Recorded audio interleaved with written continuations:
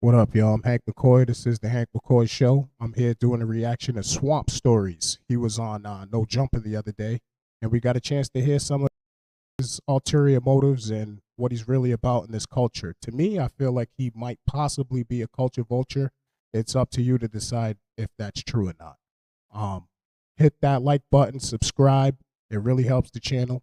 And without further ado, I don't want to make you guys wait. Let's get to the reacting.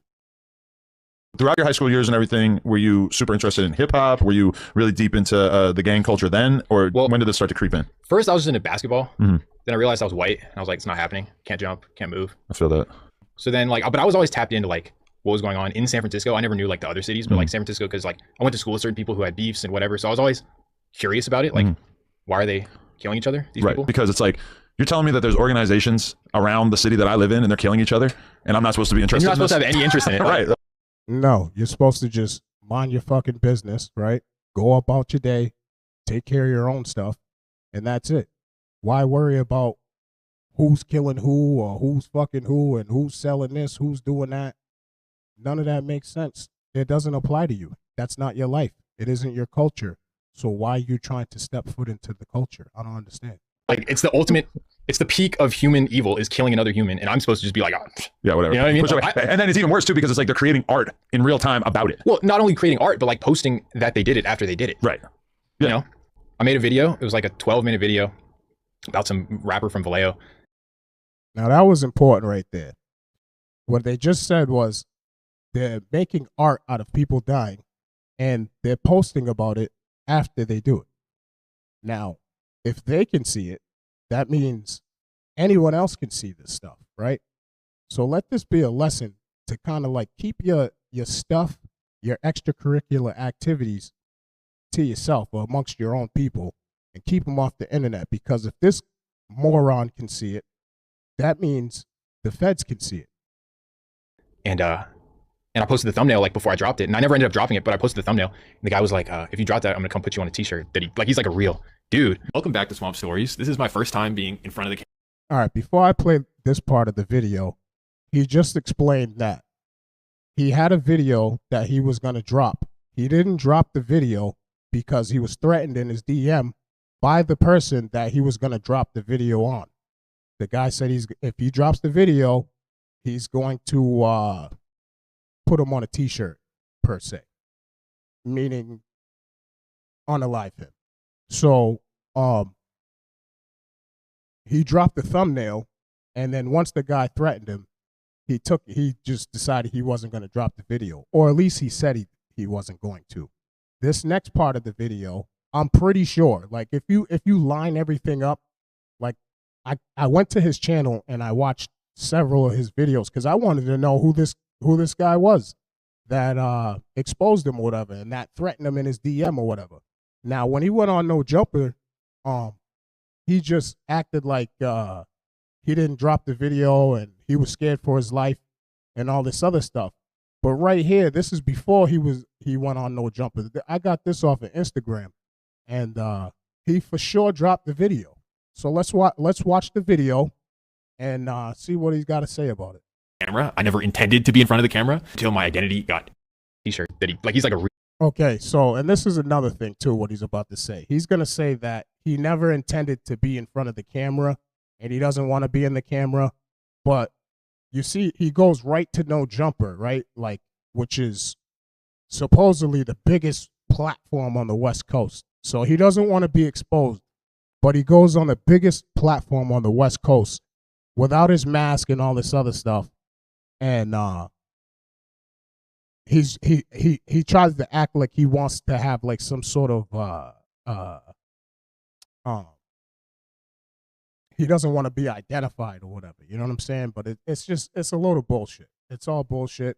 You can tell he loves the limelight, and it was just his time. He wanted to come out. Maybe his views over there was slowing down. I don't know. I have to do more research or whatever, but it's a reason why he's coming out. Now, if he's not coming out for the limelight, for views, then my personal opinion, I feel like he's coming out because he's scared. Maybe somebody else threatened him and now he's just dry snitching. You know what I'm saying? Like, he's trying to preserve his credibility, which he doesn't really have any. He's just a street blogger or whatever that isn't about that life. That doesn't have nothing to do with that life other than documenting that life.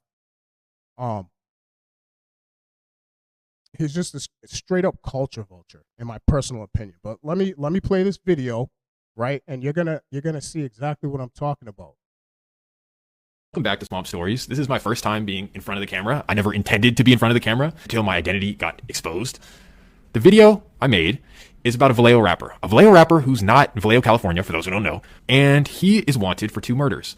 The murder of one football player who was about to go Division I and was either killed by mistaken identity or simply because his cousins are a part of it. So right there, listen, that's insane. Right there, he's putting out right there that the guy that he's talking about is wanted for several bodies already, and he hasn't been caught. You know what I'm saying? So, this is insane. Or simply because his cousins are a part of a gang that this rapper beefs with. And then he's accused of killing another guy who played football, 19 or 18-year-olds. And this rapper DM'd me. He basically says, if you post that, I'm going to put you on a t-shirt. Now, I'm thinking, you're in jail. You're about to do life. The police have not arrested him. He has murder warrants. As much as I want to put out this video that I just... See, this is another problem, right? See, this is the thing. He's making these videos thinking that he's in the clear, thinking that, okay, I'm going to make this video and this person's never going to be able to touch me, see me, or anything.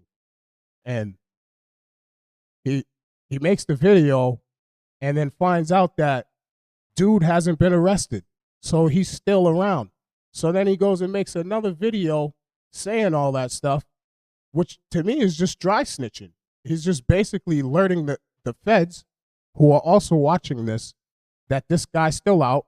Watch me, because he's after me. If he's after me, that's it. You watch me. He might try to get to me, and then that you can get to him. That's how these dudes work. It's crazy. Spent 10 days and nights working on. I don't think it's safe. You know it's a gang neighborhood? Then don't come down here. I see you down here again. I'm going to take your vehicle. I'm going to make you walk home. I'm going to let the homeboys up the hill run a train on your girlfriend. You know what a train is, don't you? You know what a train is, don't you? Oh, shit. Yeah, but, these dudes are all culture vultures. Adam 22, big culture vulture. The reason why I'm saying it has nothing to do with race, okay? Because race doesn't mean, doesn't define whether you're a culture vulture or not. Because we can see that Poetic Flacco, right? In my personal opinion, I feel like he's a culture vulture, isn't he? He hates gang culture, right? But yet all his content is, most of it, a good portion of it is gang shit, right? It's all gang shit and violence and shit like that. All the stuff that he says he hates, but yet he gets paid off of it. That's a culture vulture to me. Adam 22, he starts off riding BMX bikes, right? There's not really a big audience for that. People want to sit there and watch people ride BMX bikes. I mean, maybe for like teenage boys or something like that, but like in general, people don't want to watch that shit. So what did he do? He switched to some hip hop shit because he knew hip hop, right? Hip hop is what everybody loves around the world, right? I mean, it's a smart switch. Why wouldn't he switch, right? So he switches to hip hop, right? And he's digging into the hip hop culture and all this other stuff. But then somewhere along the lines, that slowed up for him. So what did he do next? He went to the gang culture. And that's basically the basis of No Jumper now, is just all gang shit. I can scroll onto YouTube right now and show you that most of his content is all gang stuff. He barely makes any hip hop stuff. Barely at all. It's crazy. More content coming on the way. Definitely going to be doing some No Jumper stuff for sure, because, I like the West Coast. I love the West Coast. I like the culture over there. I respect the West Coast. I respect the gang culture too over there. I like the music. And, it's just a cool vibe. You know what I mean? And I feel like No Jumper's kind of like killing the vibe a little bit. You know what I mean? They're killing it a little bit. But yeah, hit that like button, subscribe. It's gonna help the channel. I need about 50 more subscribers to reach 1,000. So if you could, that would be awesome. This is my first reaction. I'm gonna be doing reactions all the time, and hopefully I get better at it. But yo, peace to y'all. Thank you for the view, and I'll see you next time.